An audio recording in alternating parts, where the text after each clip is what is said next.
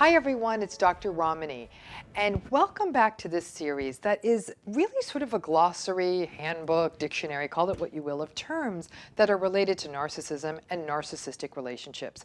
I had a couple of goals in mind for this series. One is just to create clarity, because many people read blogs and watch videos and may sometimes hear terms thrown around, but they're not sure what they're hearing. For example, things like flying monkeys and things like that.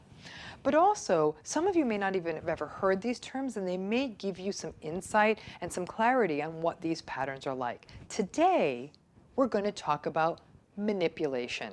Before we get that, I'm always going to invite you, please join this channel, hit the button that says subscribe, or hit the bell to get notifications, just to be able to get regular information about the content on this channel. So let's talk about manipulation. You know, it's interesting with manipulation. This is such a classical dynamic in all narcissistic, high conflict, difficult, and toxic relationships that I actually felt like this word deserved its own entry. And more than a few of you who've been sending in your comments have asked for this specific term. So here it is. So let's start with a dictionary definition of manipulation. The Oxford Dictionary defines manipulate as to control or influence a person or situation cleverly, unfairly, or unscrupulously. Manipulation, by definition, is self-serving. It is an act meant to achieve a goal that the manipulator wants for themselves and that may not be in your best interest. But instead of being transparent about what it is they want and why they need something from you or your help, they attempt to get your buy-in or influence you to support or give in to what it is they want by playing on your vulnerable emotions. What emotions do we have that make us prime for manipulation?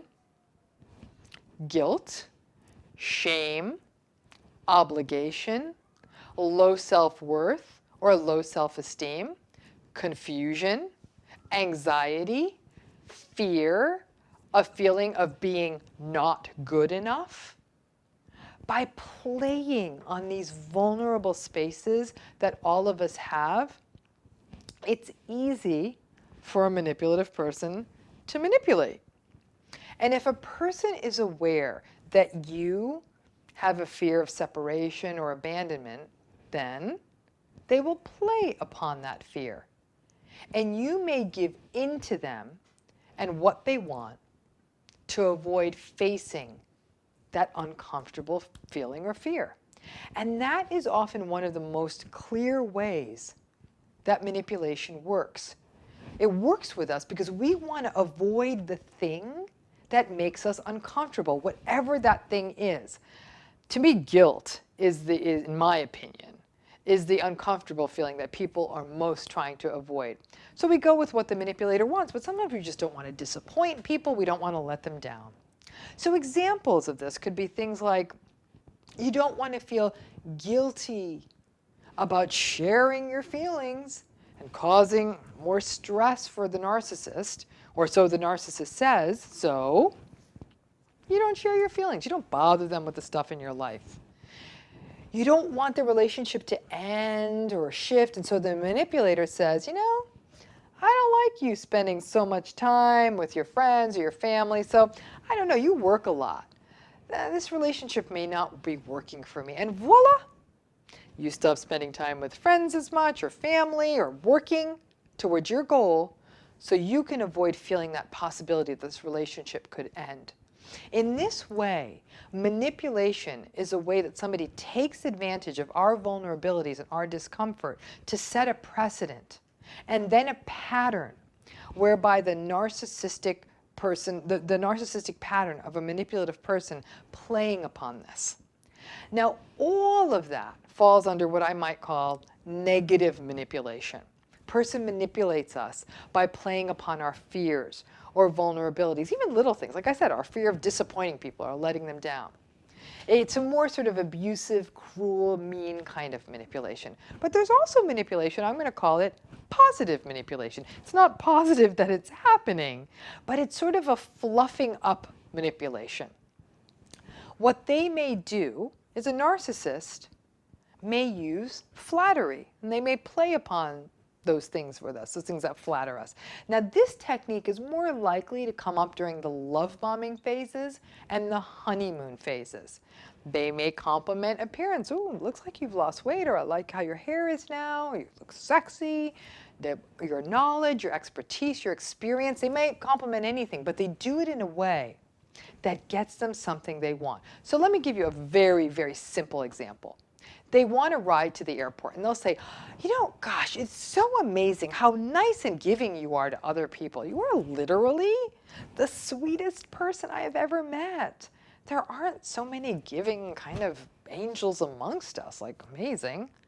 You're like, okay, that's great. Thank you so much. And then a short time later, maybe a day or two, they're like, I hate to ask you this because you do so much for other people. Would you mind driving me to the airport? The Ubers, it's all a big problem. Now, obviously, that's a small example. In a more toxic manner, this can play out as complimenting you in a way that can pull you from doing things that matter to you or that leave you feeling confused about issues about which you may even be ambivalent or conflicted. So perhaps, let's see, maybe you wanted to maintain some part of a career after you had children, and you wanted to attempt to balance the two. But a narcissistic partner may recognize that you working after you have kids could potentially really inconvenience them. They may have to pitch in and also give them less control over you. So they may try a positive manipulation and say, wow, you are the most amazing mother. What a fantastic mother you are. How lucky is our baby that you're around them 24/7, giving them love and affection. You are so devoted that I would never want to imagine you'd ever want to spend time away from the baby. You deserve, you really deserve to spend years with the baby and to heal. And it never becomes a conversation about possibly maintaining part of your career. It's not a conversation. It's about them playing on your inner conflict about wanting to be there for your child, but also your conflict about what your career means to you. And boom, they climb into that hole of cognitive dissonance and they turn it around. And at that point, you are already ambivalent.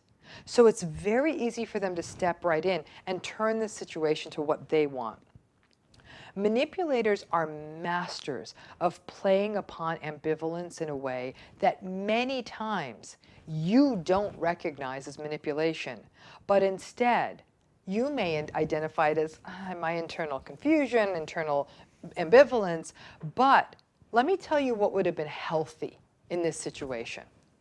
In this situation, it would have been a very real and open and supportive conversation about what you both hope for your family. You may not even be in 100% agreement, but you may come to a compromise that accounts for both of you, rather than the manipulator being internally very clear on what he or she wants, you being at home so they don't need to ever be inconvenienced by childcare issues, and then playing upon your ambivalence to get what they want with the hope that you experience it as what you wanted and zero concern over your process and your hopes.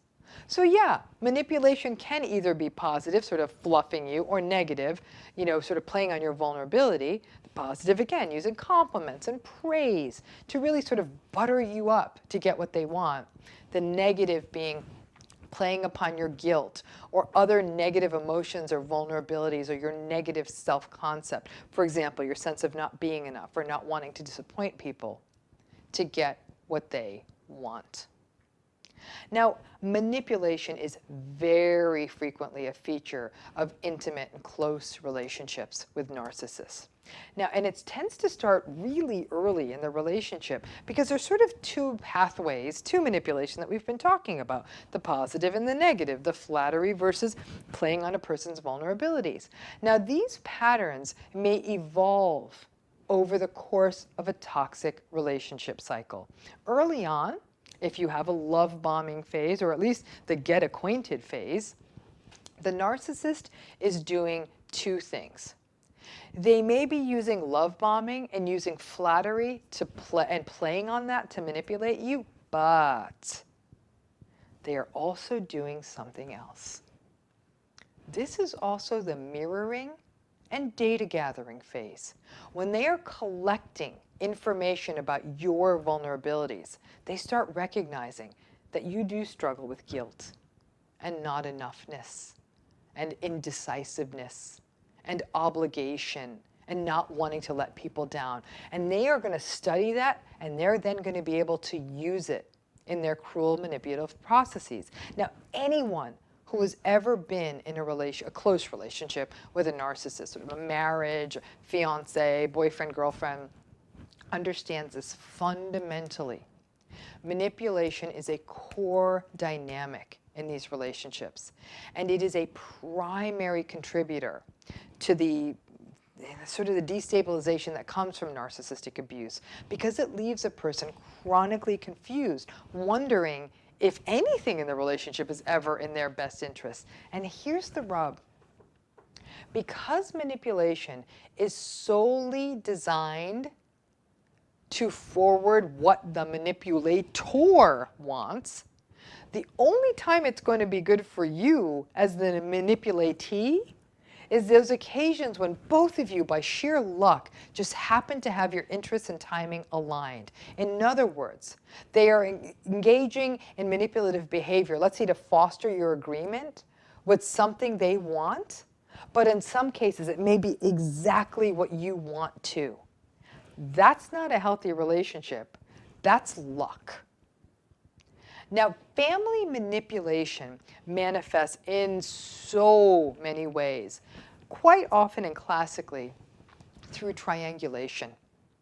In a family system, the narcissist wants what he or she wants, and this is often a parent. So the entire family system becomes a bit of a chessboard or a puppet show in which the narcissist in charge is pulling the strings, and everyone is puppeteered as objects for the narcissist. As a child raised in this kind of a family system, you know this well. Their manipulation, the manipulation on behalf of your parents that your parents do, often means that you do not even know who you are, because having your own sense of self wasn't even permitted. You were almost raised to be a source of narcissistic supply or of scapegoating or of service for your parent. The opportunity for you to develop your sense of self as a unique, healthy person is totally going to get thwarted. Now, as you get older, you recognize this, and much of the struggle is to do the deep dive and figure out who you are away from the manipulation.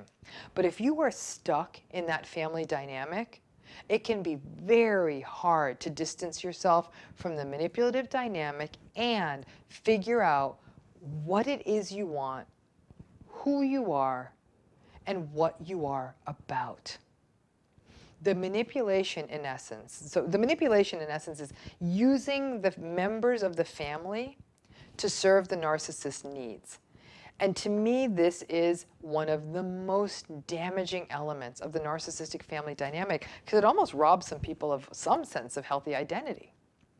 Now, in workplace settings, manipulation, whether from the management and leadership or from your colleagues, is a standard element of toxic workplaces. Now, it can take many forms, just as it does in close relationships or family relationships. Things could include fostering guilt to get staff to buy in on unpleasant tasks or additional workload. All right, gang, we are all in this together. I mean, we can handle those pay cuts, right? All the while, the administrators are getting well paid while you endure that pay cut. Or they butter you up as a pathway to make you work more hours, or suggesting that a promotion you get, they're going to give you a new title, but no more compensation. And then they'll tell you that this position is going to put you in place for bigger and better things down the line. So they're doing future faking. Manipulative leaders learn their staff's and their employees' vulnerabilities, and they often exploit them. Manipulative workplaces are also really triangulated, and some people in these workplaces benefit a lot more than other people, often because the ones who get ahead are the ones that are the best at fluffing up the narcissistic boss.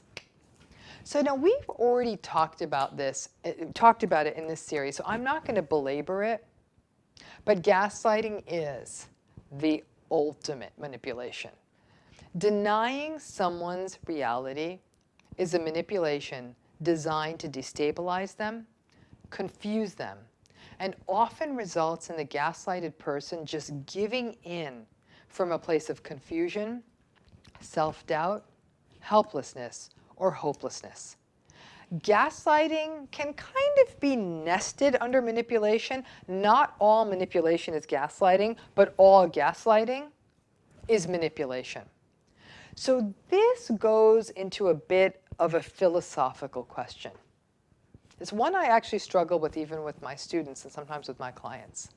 If a person is not intentionally or consciously manipulating, is it still manipulation? Now this is a tough one. First of all, there is no way to really know. We have to trust the truth of the manipulator, and we already know that they're not good truth tellers, or let's just say it, they often lie. They're not going to come out and say, yeah, I was intentionally manipulating you. When we talk not just about narcissism, but about all of the high conflict, antagonistic, and difficult personality styles that all hang out together. And these things all together are often collectively termed, it's an old school term, but they're collectively termed cluster B patterns. All of these patterns all show a lack of social and interpersonal skills. These are people who are not particularly good at empathy, not particularly good at intimacy, not particularly good at self-reflection. There's a selfishness to these cluster B patterns in which they're sort of single-mindedly focused on doing what works for them with little regard for other people. But this lack of social skill, of not being able to understand the back and forth or the reciprocity of human relationship, can mean that they're going to do and they're going to say whatever they need to do to serve themselves. Now, manipulation gets tricky because we have to, at some level, own our part in it. Now, I am not, and I do not want to engage in blaming the victim here. So I'm sort of walking in a tricky space here. But the fact is we all of us have elements. Our propensity for guilt, our sense of hope, our normal human appreciation for being validated that can leave us more vulnerable to being manipulated.